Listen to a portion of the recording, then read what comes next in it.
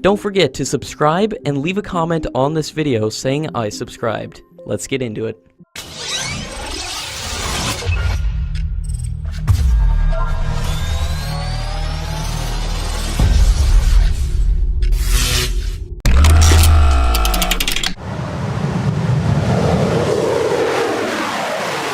Russian aircraft manufacturer MiG Corporation has said that it will partner with Hindustan Aeronautics Limited and has offered its MiG-35 jet for the upcoming contest for 110 fighter jets. While the aircraft did not qualify in technical trials in the past contest by the Indian Air Force, the MiG Corporation has said that it is a completely new aircraft with an upgraded radar system. Hindustan Aeronautics is ready with the infrastructure, and MiG Corporation is ready to share technology to start the production of the fighters in India. The head of the MiG Corporation has said that the MiG-35 will be 20% cheaper than the competitors and 50% more combat potential.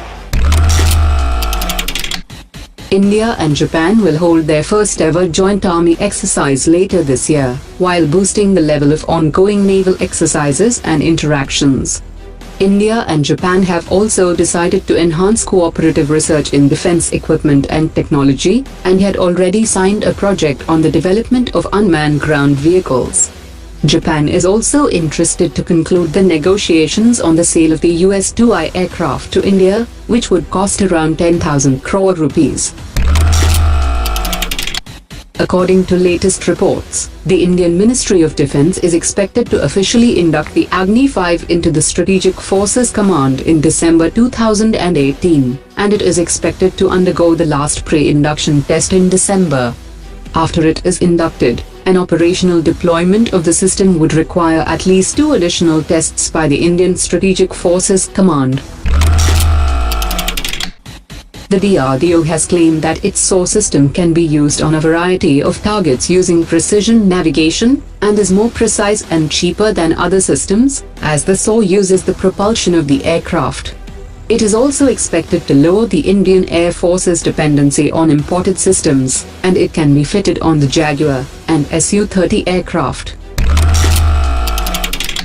According to an expert, the T-129 and India's light combat helicopter are similar in performance, but the LCH can climb much better at higher altitudes with a decent load capacity, and the same cannot be said for the T-129, as it was developed to perform at high altitudes of European mountain ranges, which doesn't comes close to the Himalayan range.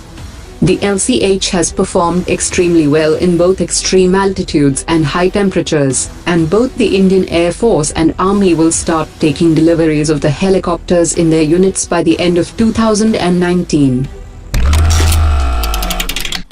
Indian scientists have finally solved the problem that had been delaying the induction of the locally developed NAG system. The helicopter-launched version of the system, known as Helena, had a problem in very hot conditions, and the problem has now been solved with the help of an upgraded focal plane array infrared imaging seeker. The Helena was successfully tested from an Army helicopter, and was tested for its full range of 7 kilometers.